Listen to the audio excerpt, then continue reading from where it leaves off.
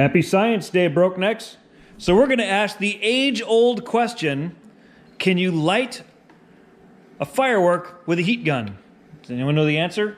I don't know the answer, but we're gonna try it anyways. So we have it's almost 69 a non-contact thermometer, a DeWalt heat gun, an old Grizz, and a firework. Let's see what happens. So this heat gun's got a gauge on it. I don't know if we can read the gauge here. Oh, look at that. At 150, 100.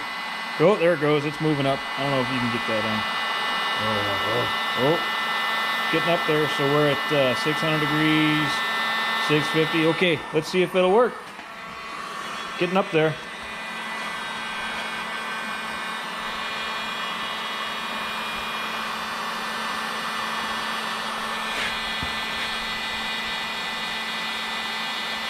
And we're indoors, so that's okay.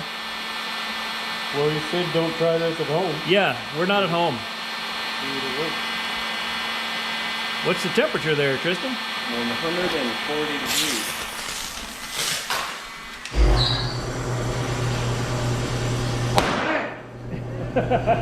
So, that's a win. The answer is yes.